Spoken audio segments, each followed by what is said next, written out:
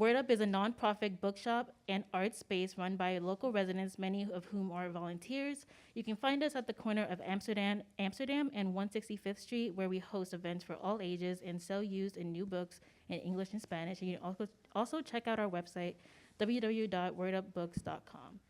Here is Recirculation.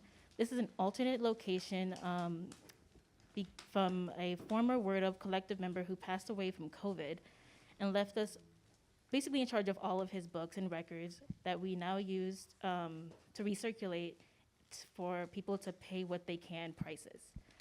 That's all I got. So I'll give it off to Karina and Jaquira, and we can get the party started. All right? Thank you. Before we get started, I guess I want to thank you all for coming. I appreciate y'all being here and celebrating this book. And me, I so appreciate it, you taking the time out of your day to come and listen to the conversation. And thank you so much, Karina, for being here and reading the book and talking with me. It means so much to have a fellow Boricua intellectual, a thinker, to actually come talk literature with me. So I love it. I love you. Thank you. I love you. I feel the same. On honor. Amazing. Okay. I was thinking that I was going to read, but I don't know if Karina has something to add before I do that. I don't want to just jump in. I think you can jump in, and then with my first question, I'll respond. But I will say that it is an absolute honor, and I feel exactly the same. And it's a beautiful moment that this can even happen. I feel like we're part of a broader Puerto Rican renaissance that's happening right now. Not that I ever left, but it is a moment of real fire, and you're so central to that, and I feel lucky to be in conversation with you. Thank you. Thank you. I'm going to fucking cry. Okay. So I was originally going to read this whole chapter, but I'm thinking about time. I'm conscious of your time. So I'm going to read half of the chapter, and I guess I'll tell you a little bit about the book. Things you need to know. So I'm going to be reading from like the middle of the book, a part with a lot of heat. And the main characters are Mari Carmen and Nena, her daughter. And what you need to know about Nena is that she is the black daughter of a white mother and a black father. And she has just lost all of her family except her white mother. And so her white mother is the last person in this world who is taking care of her. And she is madly in love with her best friend, Genesis. And she has just been, I'm not going to spoil it, but she has just been to a funeral, and her best friend, who she's madly in love with, did not show up and did not answer her calls.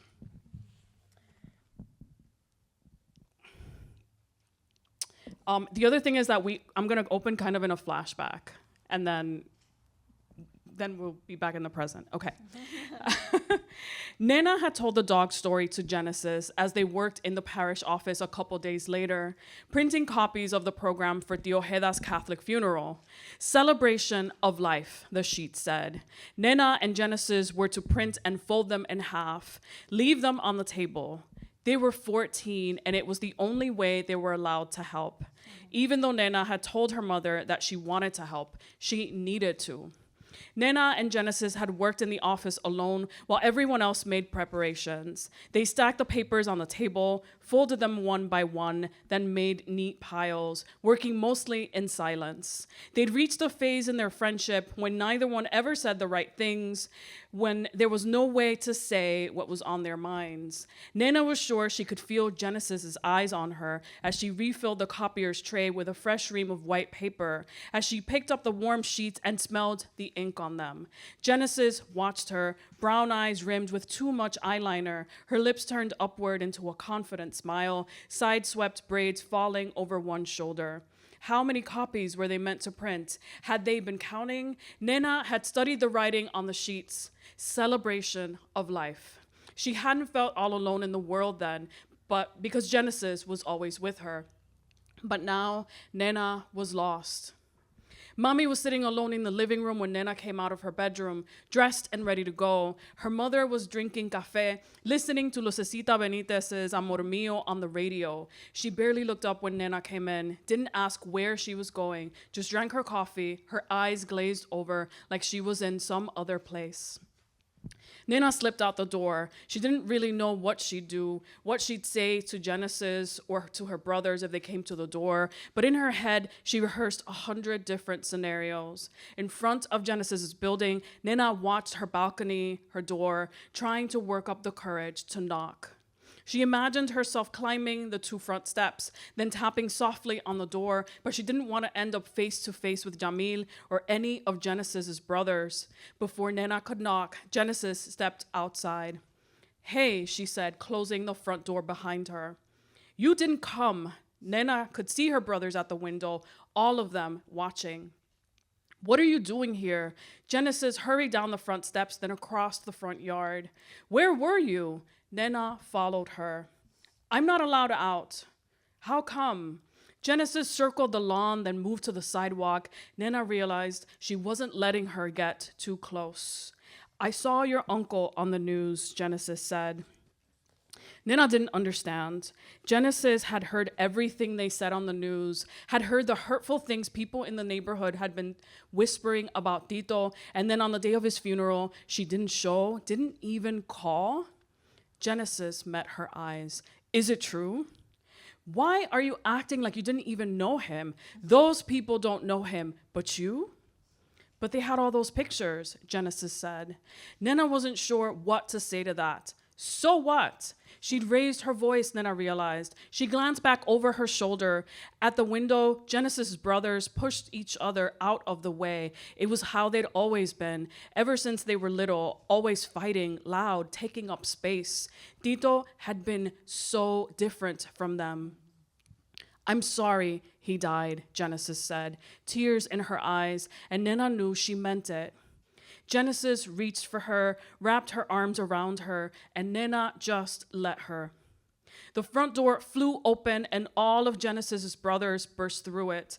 Genesis pulled away quick, then stepped aside.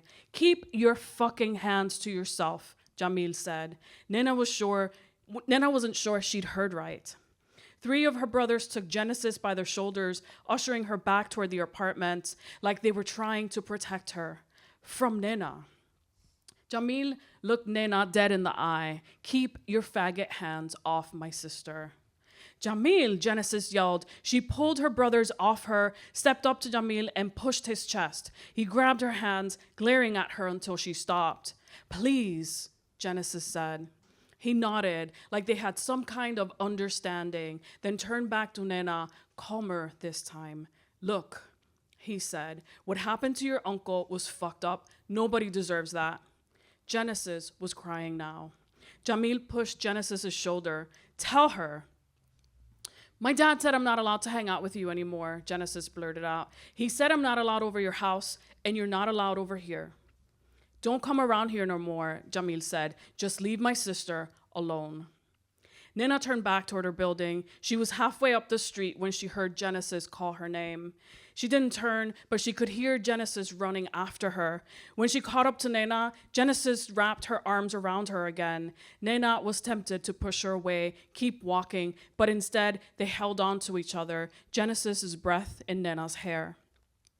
Nena knew then that this would be the last time they'd see each other. She tried to memorize her scent, lemon and coconut hair oil, soft braids brushing Nena's face. But Nena also remembered how she'd spent the morning of Tito's burial waiting for Genesis, waited for her all day, was still waiting.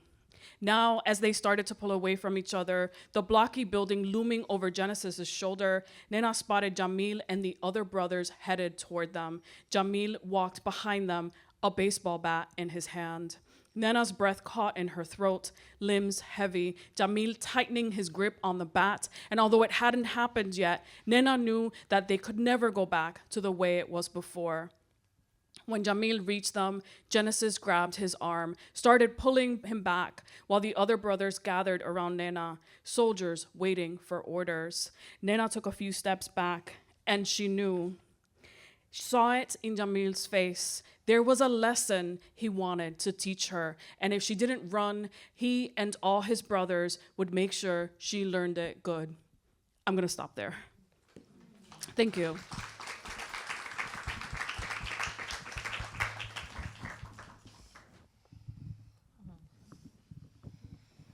Thank you, Jaquira. I think, I'm remembering the first time I read that scene. It's never really left, me. And this is not a book. I think that one of the very real things about this book is it's not a book with one trauma. They talk about like the trauma plot. It's like it's trauma on trauma. Like trauma begets trauma, and like this is not the only like instance of really intimately written violence among this like group of connected people. The first question I was gonna ask like feels far from this scene, but in a way it's not, which is that these characters, like if you'd only heard this group of characters, you wouldn't know about all the other characters in the book and what the connections between these people are.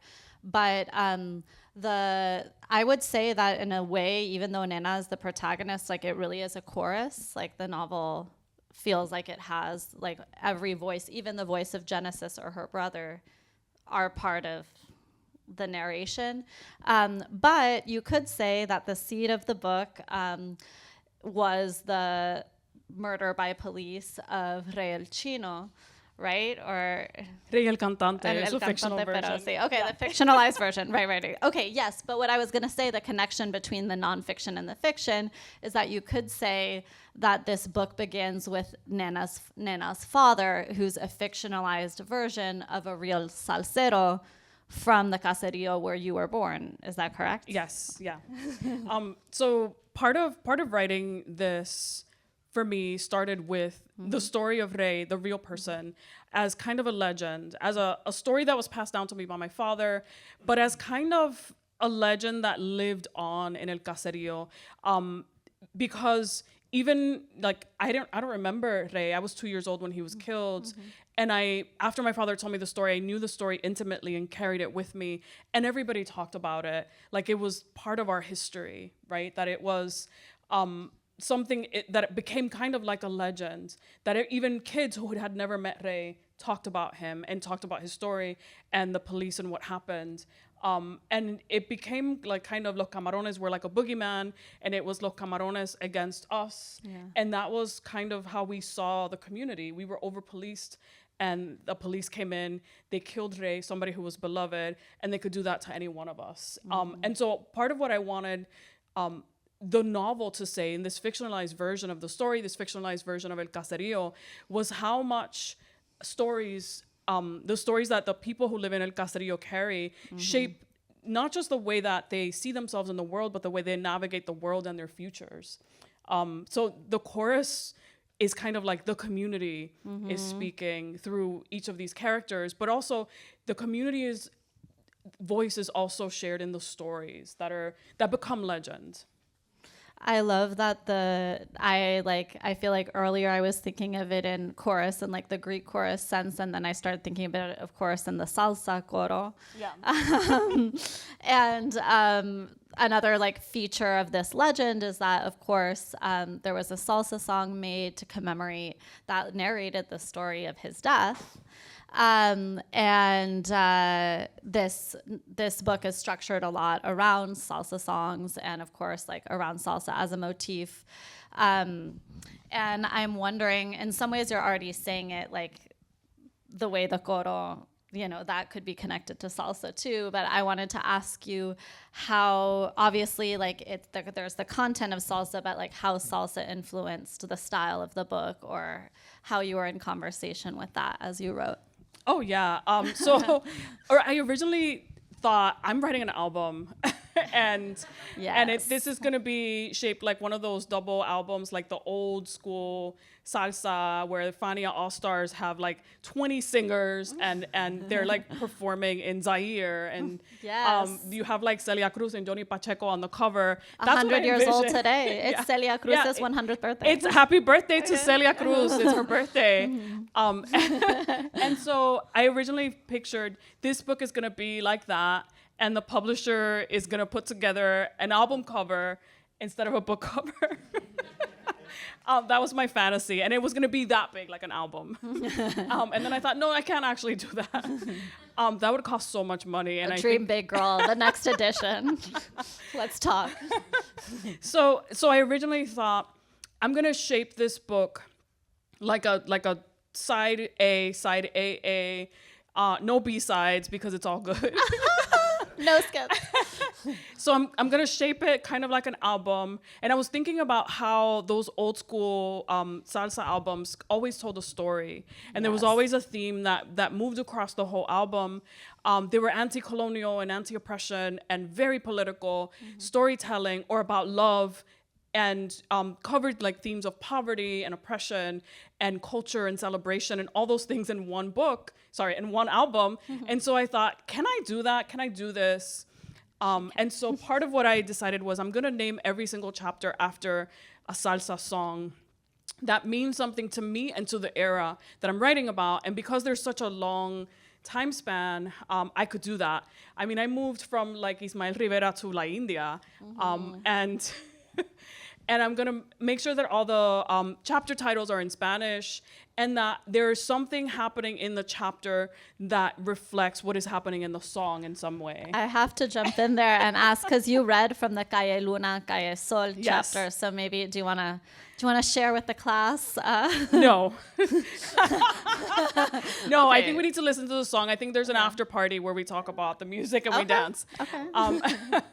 But there are like I can think of specific chapters that are like Yes. very on the nose. Like there's a chapter called Juanito Alimaña, which if you know the song Juanito Alimaña, you know that there's a guy who like robs people. There's a guy in the novel that robs people, and there's a character named Juanito, and it's kind of tongue-in-cheek. You're supposed to, if you know the song, you know there's another like meta conversation happening that suggests something about these characters, and that suggests something about what will happen in the chapter. So if you don't speak Spanish, learn it. Like back Bad and we'll Bunny talk. said, like Bad Bunny told you to. Bad 4 Bunny months. already told you have 4 months. 3.5 now. Yeah. So there's kind of a conversation. And I was thinking about my audience. I was definitely thinking my primary audience that I'm in conversation with are people from El Caserío. And then it expands to people in Puerto Rico, then people in the Puerto Rican diaspora, people all over Latin America. People who love salsa and love music and who know, like if you know, you know. Yeah. So if you know about Juanito Alimaña, if you know about Calle Luna, Calle Sol, if you know about Las Caras Lindas, like you understand something that's happening in the book that someone who doesn't know anything about salsa will never really get. And we love it. And we love it. Yeah, I actually wanted to ask, I was thinking so many of the kind of questions were coming to me almost as musical metaphors, but in the book, I'm connected to the part you read. I think it's later, maybe it's in that same chapter where Tito goes to the queer club, to the gay club. Yeah.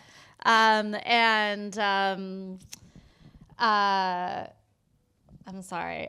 Yes, and he's reflecting on the fact that his older brother, who is the salsero who was killed, Rey, that relative to Rey, he'll always be a minor figure or a minor character, he says, and I'm curious, and everybody in the book, in the world of the book, is actually kind of resents the existence of this salsa. Well, I guess not everybody, but there are mixed feelings about the song that commemorates Rey. Yeah.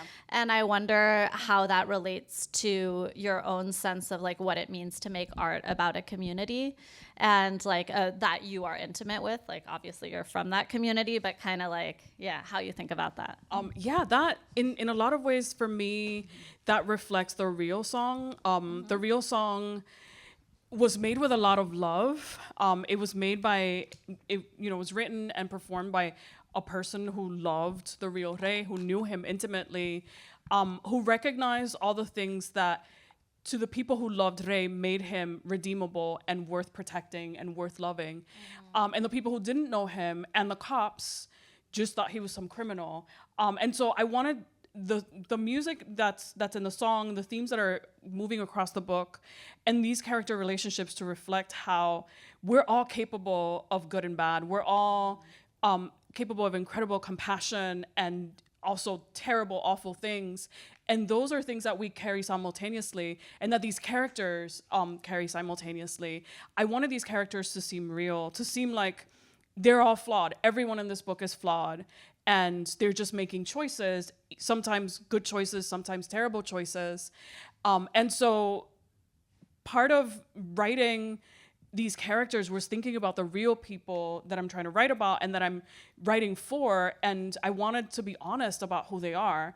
And they are good people, bad people. They're flawed and beautiful and terrible and really complicated. And I wanted to say something about these are the people that make up real communities, right? We're not all good, we're not all bad. Even the people who are good, who love you, sometimes betray you.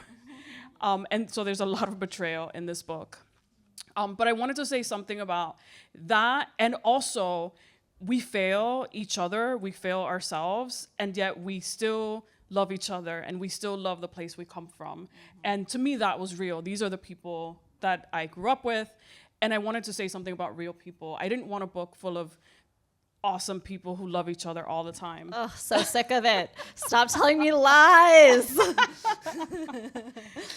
Yeah, so even though I feel like I love this community, I also, because I love this community, I wanted to be honest and I wanted to be critical about the things that to me felt really painful, like the homophobia and the anti-Black racism that still exists there, even though it was, for me, a predominantly Black and brown community. Yeah, that was painful, and I wanted the book to reflect that. I think it's like, yeah, that was the thing that like most overcame me like with emotion when I was first reading the book, was like the feeling of like finally like we have the fullness without the obsession with choosing like the idealization or the condemnation. Like I feel like it's so rampant, like even in our like those of us who think of ourselves as nuanced and literary or whatever, like people still, it's hard to accept that people are good and bad basics. But I was interested, I'm curious how you like built out the cast of characters. Going back to that minor figures idea, it definitely felt like in some ways like a queer rewriting of like, you know, all these straight salseros who Thank you for seeing me. straight male specifically. I mean, yes, I wanted to say something about, like, I wanted this book to be hella queer, and speak to masculinity in a way that was like, in your face, I am queering this. Now this song is gay. You're welcome. Yeah, but sorry, I interrupted your question just to say that now the music is gay. No, I mean, that's already part of the answer. But I was asking, like, I was kind of curious just like how you built out the cast of characters, like if there are certain people who came to you first or whether you kind of saw it all in one big picture. Yeah. So there were groups of people that came to me very quickly.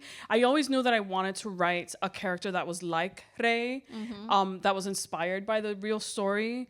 And because I was, like I said, I was 2 years old when the real Rey died, I didn't have the problem of having to try to write the real person. I just decided there are aspects of this story that inspire the novel, but I'm just going to create a character. The real Rey was not a salsero. He was not a musician. But he came to me and I knew right away that he was going to make music and that was important to the story in some way. Then his daughter, Nena, and I knew that she was going to be somebody who decides that she's going to save herself, that she is like, I cannot wait for even my mom to take care of me. I'm going to have to take care of business and I'm going to become the kind of person who gets things done. So I knew that right away. And then her mom, Mari Carmen, kind of changed throughout the writing process. Like I didn't have a clear picture of who she was, and I needed to spend a lot of time with her to actually figure out who she was, what she wanted. I knew one thing, which was that she loved her daughter and that she was deeply flawed. And then there were other people that I kind of modeled after people I know that I needed to do. Like Loli is absolutely one of my titis. She is like, I wear rollerblades in Walgreens. The Miami was so vivid. I was like, this is lived experience speaking. So I was like, yeah, she's gonna wear bikini tops as shirts because that's real life. And she's gonna go around in rollerblades. Novel. So she was like definitely modeled after my titi. And then there were other characters that I was like, this character feels like a cross between these four people.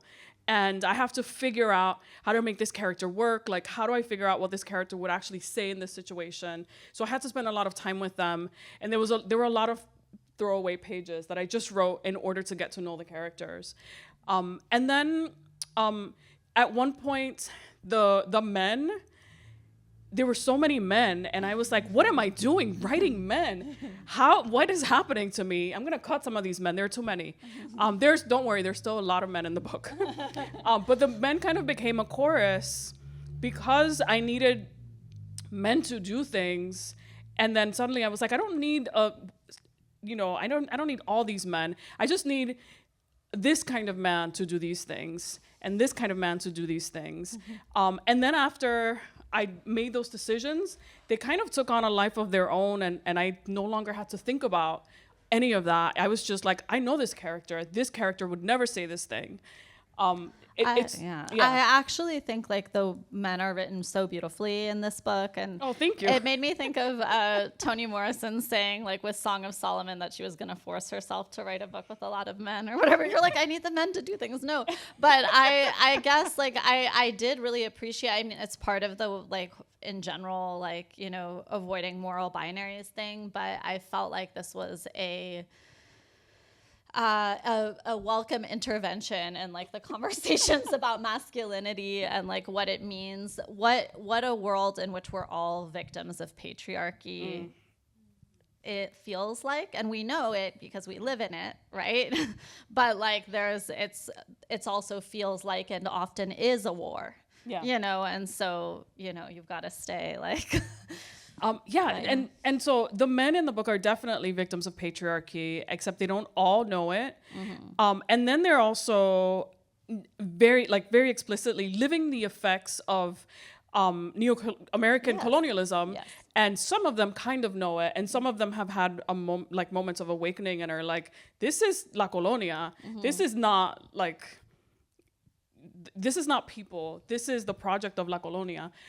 Some of them are aware of that. Some of them are not. And I definitely wanted them to reflect different parts of the conversation, right? How some people in Puerto Rico believe that Puerto Rico should be a state. Some people don't believe colonialism is real. Some people are like, actually, no, we are a colony.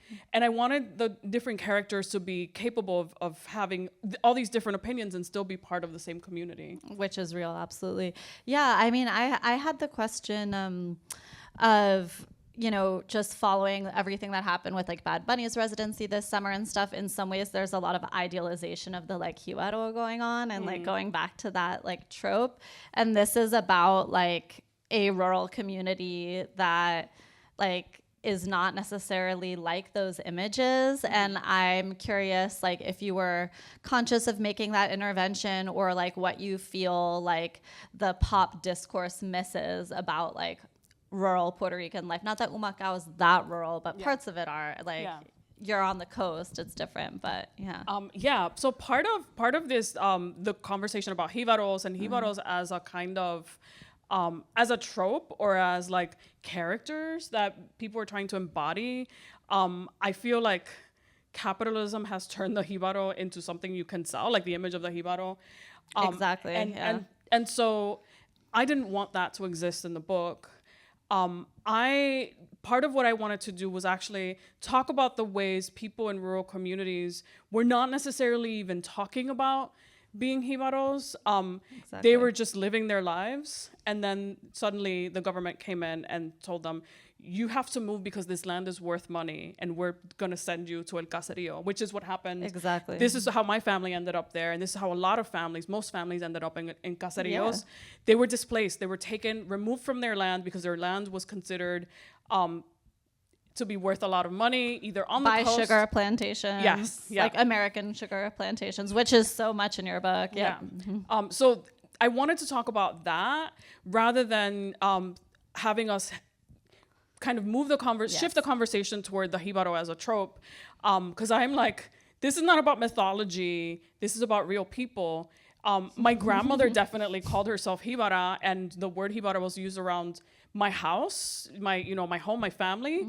But we were just using the word the way that people in the community used it without any knowledge about how people outside of Puerto Rico use the word jibaro or how it was used as an insult.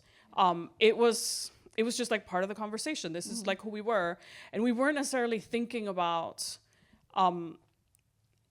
potentially how this mythological version of a jibaro is now like, there's all this nostalgia around it. I think Esmeralda Santiago does a lot of work talking about how people referred to her when she was growing up in Puerto Rico as a jibaro and used it like as a derogatory term.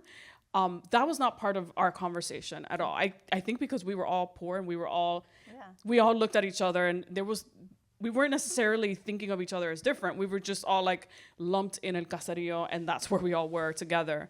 I didn't start to recognize this, how people saw us, how people perceived us until we left El Caserío and moved to Fajardo. And then we were like, oh, you're that girl from El Caserío. And then when we left Puerto Rico, then I realized that the word jibaro took on a whole other meaning. So I didn't want that to be part of the conversation of the book. I wanted the conversation to be about the history of displacement and dislocation and the project of colonialism, which made all of these people from all over Puerto Rico and just moved them and threw them into a place where they had zero opportunities because there were no jobs and the American factories were in our backyard. Yeah, I mean, honestly, it's just really closely observed realism and lived realism, but it's like, I definitely have relatives who worked in the pharmaceutical factories, which is another space that shows up in your novel. And like, it's not without it being like an explicit, discourse on colonialism. Like there's so much that you can read through the book about about how these economies work. And, one of the things that's interesting to me, and I thought we were just laughing before about how like you should have become a pharmacist or whatever, and that was just so Puerto Rican. That's also, my backup plan. Yeah. And Nena, in fact, the main character of the book, does go on to study study to be a pharmacist. But I was thinking about the fact that the U.S. has manufactured so many pharmaceuticals in Puerto Rico, the way that affects then aspirations for us in the diaspora. And the book, while it mostly takes place in Humacao, it does also, in the end, there's the space of Florida, as there is in Ordinary Girls. Yeah. Not my life. No relation. But the book isn't really either a kind of like a return narrative or escape narrative. Like both spaces are kind of suspended. And I'm curious like how you thought about the relationship between those spaces as you were writing. And so I definitely wanted Nena to have a space that felt like her own, where she could be her own person without her mother's influence, without anybody telling her who she needed to be. And I definitely thought that for her right now is not possible in Puerto Rico, where she comes from, because so much of her community in Puerto Rico is kind of influenced by the Catholic Church. And she's queer, and she's having this moment where when she realizes all of this that I have been fed by the Catholic Church, all of this propaganda is just propaganda. It's rhetoric, it's propaganda about that, queer people are going to hell, and that, you have to be a certain kind of person in order to make it to heaven. And I wanted her to kind of grapple with that and to do that in her own space, which is why Miami became so important. Not as a place like I'm striving to go somewhere that's better than Puerto Rico, and not as a place of necessarily that was aspirational for her. She just ended up there, and I'm not gonna spoil it and tell you how, but she just ended up there. And I just wanted a place that was hers, where she could be her own person and find what she was looking for, which was love and family. And then when she does return, maybe I shouldn't say this, but when she does return to Puerto Rico, I didn't want that to feel like this is a moment of nostalgia, and I didn't want it to be like the prodigal daughter returning. I wanted it to be like, I have things to do. Yeah, exactly. My family lives here, and I have things to do. Which is kind of how it's been in my life, right? Exactly. I go back, I have things to do, I have people to see, and so I'm going home. It was not like this big return home. It was more like, I'm going to my mother. I'm going back to my mother because I have things to do. And in the conversation with her mother, once she does return, it's not about, I'm going to take you to a better place. It's not about, there's a better place in Puerto Rico. It's more about, we have things to do. We're going to take care of business. And I'm going to take care of you. Yeah. Yeah, I appreciate that so much. I have kind of a two-pronged question. One is when I was reading the scene that takes place in the gay club that I mentioned earlier. Yeah. Arrows. Yeah. Which is a real place. You're like, it's nonfiction literary journalism, folks. Yeah. But I thought of that Justin Torres essay in praise of Latin Night at the Gay that he wrote after Pulse. Yeah. And it made me wonder kind of like how you see yourself both in terms of like traditions of queer literature and also like in the Puerto Rican Renaissance we're having right now, kind of yeah, whether you have certain influences or certain conversations you feel you're a part of.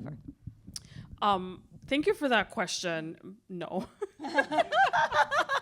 Fuck y'all, she said. I'm not in.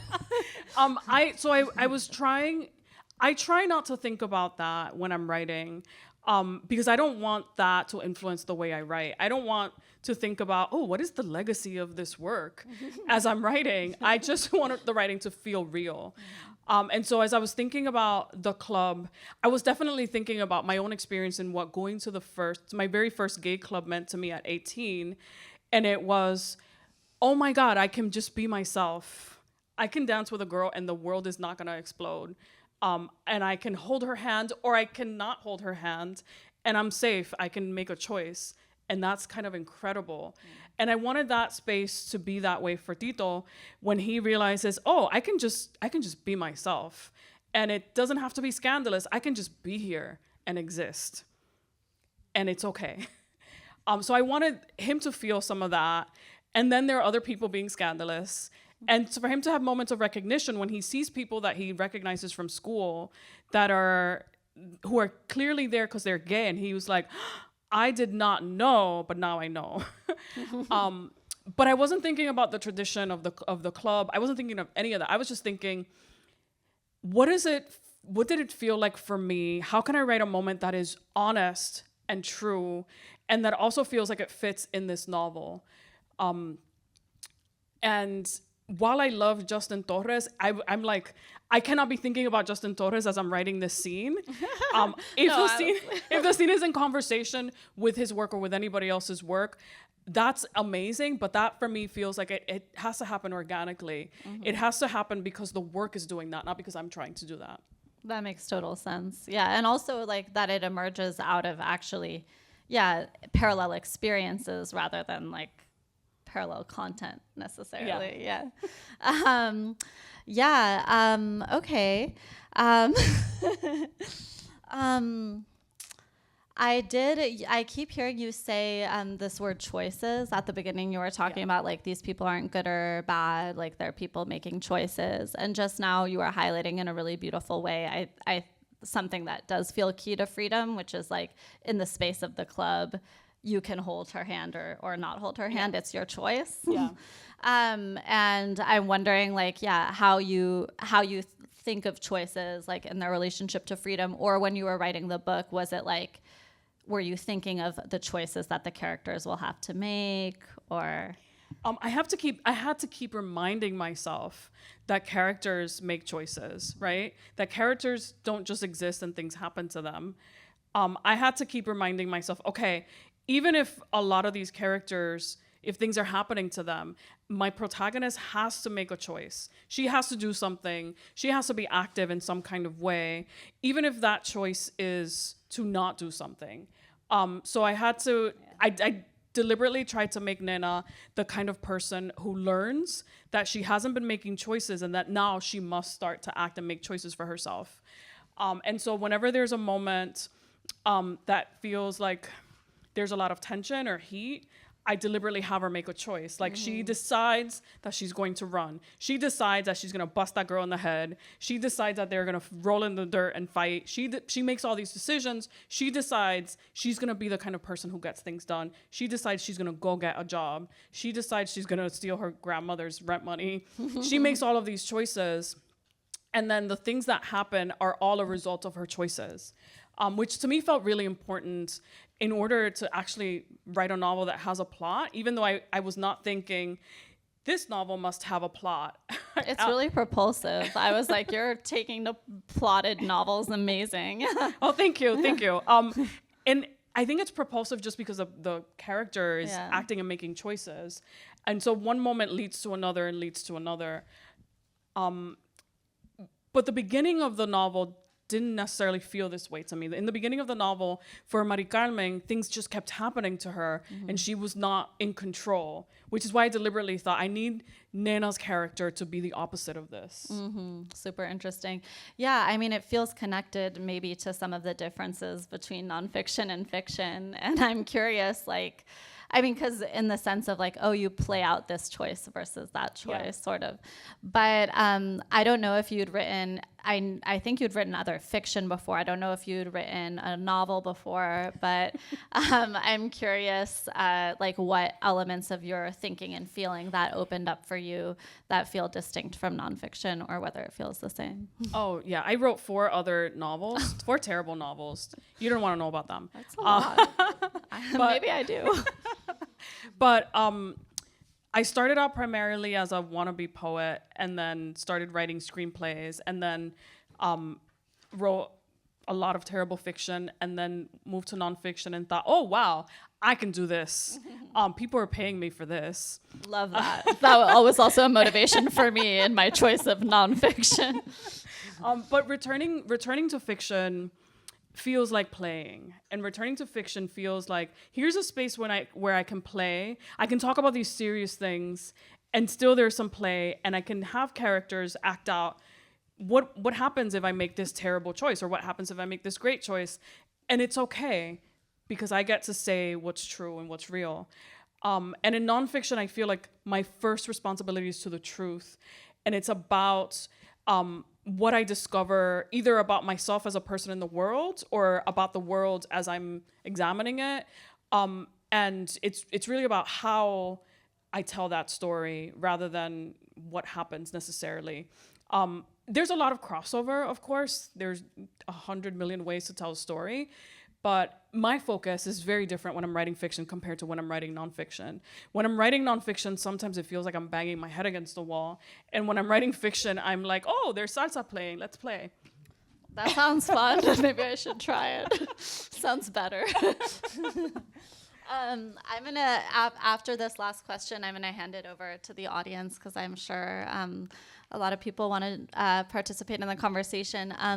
But I guess my last question is, what is one question or like preoccupation that you see in both of your books so far that you anticipate like carrying forward, like it'll be with you still? And are there any new questions or preoccupations that are on your mind right now that you want to share? Oh my goodness, that's such a loaded question. I feel like if I answer this, I'm going to tell you what my next 2 books are about. You can just choose one. So I'm always thinking about the question of community, and how do I write about a community that feels like it's mine, like this is where I came from, this is the place that made me, and how do I do that considering how long it's been since I lived there and how much privilege I have in the world now. It's like Jay-Z. Yeah, I am the Jay-Z of Puerto Rican letters. I wish.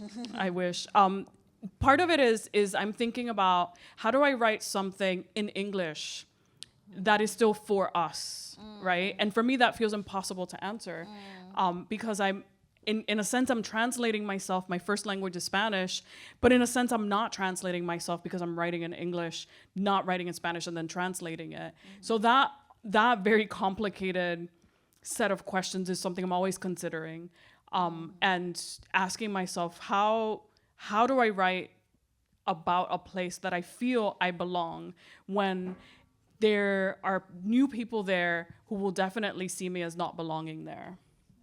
Yeah, and that's a question that has so much to do with displacement and diasporic dislocation and colonialism and American imperialism. Like, we're all faced with this question: how do I write something that feels like it's for us when I'm writing in English and writing from New York?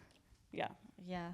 And yeah, all the circuits of publication. I feel like we've talked about this before too, but partly like, spending time in the archipelago and stuff, and just like all of the books are out of print or super small circulation. Yeah. The bookstore is always closing down. And like, it just makes, I think, the gap between like the power involved in writing in English that we both enjoy and and resent, like relates to the other economy of literature. Oh yeah, I mean, I have been looking for Juan Antonio Correger's obras completas for like 30 years. My dad had a copy of like his collected poems and loaned it to someone, and they never gave it back, and now it doesn't exist and it's out of print. And I go to like every place that might have old copy, and it does not exist. I've been looking for Yerba Bruja, his book, like the first edition of Yerba Brujas. Anyway, yeah, we'll find them someday, maybe eBay. So I guess then, I mean, unless there was more you wanted to say to that, I want to open it to everybody else. If I've had a babysitter for time minding, I don't see them. So I'm babysitting myself on that. But yeah, I can bring the mic to whoever has a question or a word of affirmation for our brilliant guest.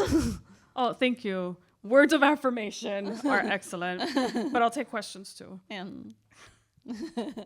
I loved Ordinary Girls. Thank you. It did something to me. It just, I know you're a little bit younger than I am, but... I'm very young, yes. Yeah, but just everything about Only it. The 19 music, years old. and I'm Dominican, but I could relate to everything. Like, it was just amazing. I just have a question. You said before that when you're writing memoir, it's like banging your head against a wall or something like that. Softly, yes. Can you say a little bit more as to why? Yeah, absolutely. That's a great question. I'm 46. I just look great. So there's part of, so when I'm writing nonfiction, if I'm writing essays about other things that are not my life, it's great. It's a great feeling. If I'm writing an essay on music, I'm like, oh, this is fun. This is play. As soon as it comes to writing about my life, I'm like, oh, I don't just have to be honest. I also have to be vulnerable, and I have to be fair to other people, which is so difficult. Being truthful, vulnerable, and fair requires a lot of grace and therapy. And so for me, it's really difficult work to do that. It feels much easier to write outside the self when I'm like, I'm just gonna write an essay about this little village in France and their pizza. That is so easy. I'm like, I have to do so much research about this village in France, but that to me feels really easy. The minute I have to write about myself and my relationship with my mother, I'm like, You're calling me out so badly right now. I'm like, oh no, I need 5 therapy sessions just to get to this one scene. But that for me, that's the kind of work I have to do. I am in therapy, and I have to do several sessions and talk about this so many times so that when I am writing about it, it no longer feels like therapy. So I'm like, I have moved on. I have processed this. I am healed, or almost there. And now, rather than this being therapy, now this is art, and I can make art from this. And that's a lot of extra work that you have to do before you even get to, I'm writing a book. So, Speak on it. so that's why I'm like, this is really, really hard work. You cannot come to the memoir and decide that this is therapy and that this is going to be cathartic. You have to do that work elsewhere and then arrive to the page thinking, I'm going to make art. How do I shape this? Yeah. Thank you for your question. I too tell people to read Ordinary Girls all the time. Every time I have a chance to put it on a display, I work in a library. Every time I have a chance to throw it on a display, I do. I'm like, yes, everybody God's read this work. book. It's amazing. But in hearing you talk about writing from like a community where you're from, where you're like, but you're not there anymore, and kind of representing people based off of like people that you know. This is why I prefer to write fantasy, but anyway. I think that's something that I am trying to figure out, like what is like, I don't know if striking the balance or kind of feeling like when am I drawing too much from my personal life, or when am I extrapolating too much, especially when you're writing about, you know, stuff that is like traumatizing, but you're writing about it in a fictional form instead of like, oh, this is a story about my life. And it's like, this is not like my life, but it's like adjacent to my life. This is not the most wonderfulest question I've ever asked, but I hope you kind of catch my drift. I don't know. Okay. So I think of representation, and to me, representation is a trap. When an industry or people or anybody's asking you to represent a community, that to me is a trap. I'm like, I can't even represent the people in my family. Literally. Yeah. Writing is so unethical. I can barely represent myself. So true. I try. But for me, the goal is never representation, it's conversation, right? So if I'm writing something that I think is for us, for my community, the goal is not, I'm gonna represent you, it's I'm gonna be in conversation with you. And that means you can disagree with me, you can hate my work, you can hate me, but the goal is that we're gonna talk. And that's how the book is supposed to be read. If the people that I represented in the book hate it, that's okay. I'm ready for that conversation. But the goal for me is never to represent. And part of what I think is, it's an industry trapping us in the conversation about representation because they don't publish us enough. If we had more books, if we had as many books about Puerto Rico or set in Puerto Rico as James Patterson wrote this year, we would, like, just this year alone. Yeah, so I'm like, this is an industry problem, not an artist problem. Yes. I'm making art, and I'm trying to engage readers in conversation, not represent them.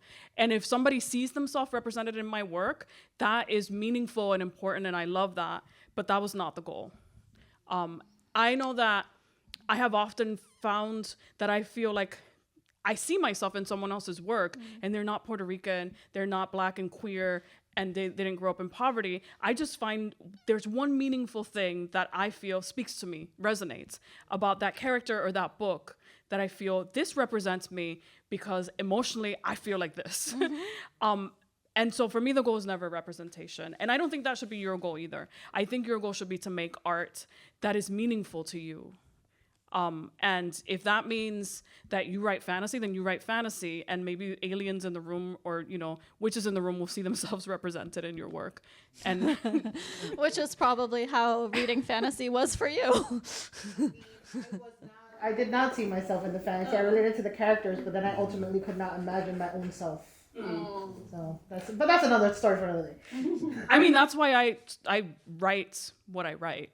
Because I was a reader and didn't see myself in books. And I thought, well, Toni Morrison said, what did she say? She said that if you have to write the book you want to read or whatever. Yeah. Or if you don't find the book you want to read, you have to write it. You have to write it. That's how it's flipped, yeah. Yeah. Hi. My question is about language. So how do you handle experiences that you had in Spanish when you're writing in English? And how do you determine that across the board, or do you do it as you go along, what feels right for you? It's always what feels right for me in the moment. When I'm writing a first draft, I'm thinking, how do I get this across in a way that feels authentic. When I wrote the first drafts of Ordinary Girls, the first 5 chapters were I wrote in Spanish and then translated. And that's what I needed in order to put myself in that place, to feel like I have to go back to childhood, early childhood in Puerto Rico, and I need to remember and understand what my mother's mindset was, what my father's mindset was, what I was thinking and experiencing at the time. And I could only do that and get those memories out if I wrote them in Spanish. And then I translated them after the second, third draft. And then now in writing this book, I did the same. I was just like moving in and out of English, Spanish, back and forth. And then in order to make the work sound more authentic, I kept some of the Spanish, but I didn't keep all of it. But part of this is because my father and I have had like the conversations about Rey 100 times. And every one of those conversations were in Spanish. And so I'm like, how do I translate this so that it still sounds authentic and real and like my voice? And that takes finessing. Yeah. Thank you for that question. Hi, I love you. Hi, I love you too. You said in nonfiction your first responsibility was to the truth. What were you responsible for writing fiction? Fun. No. I feel like a sense of responsibility when I'm writing nonfiction. I don't feel the same sense of responsibility when I'm writing fiction, but I do feel a calling, something that is like, what I'm gonna write has to be meaningful. It can't just be an entertaining story. It has to do something else. So yes, I'm trying to tell a good story, but it also has to be meaningful, and there has to be something underneath the surface. It has to have layers of meaning. And I'm always thinking about how do I do this in a way that feels propulsive and entertaining, but that is doing more than just that. That is speaking to a much larger story about this place and about the people and about culture and about language and music and all of these layers of things. So I don't know. I don't know how to answer that question, but that's what I feel.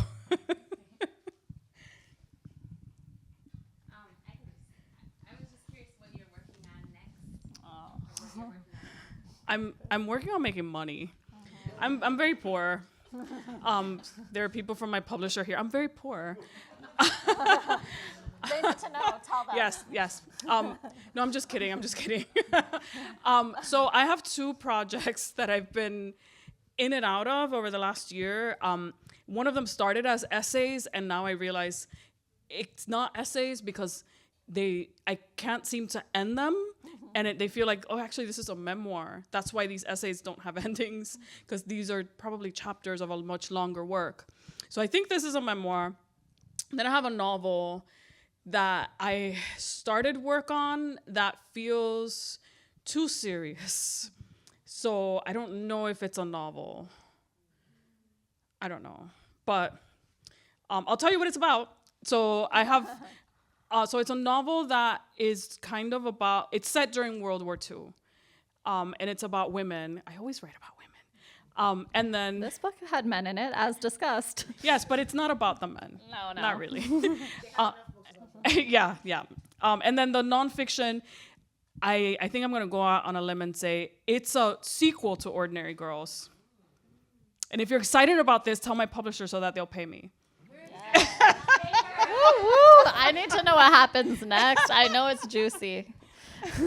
Next chapter is juicy. Well, we have our own juicy next chapter coming. We're going to get a drink the rest of our evenings together. But thank you so much. Thank you. This was such a delight. Huge round of applause for Jaquira's amazing novel. Thank you. Thank you all so much for coming. And thank you, Karina, for your wonderful questions. I really appreciate you reading the book. And I appreciate all of your questions, too. Thank you. Thank you. And I'll be signing books somewhere. Back there. Okay, great. Back there, over there by those tables. Yes, it's all happening.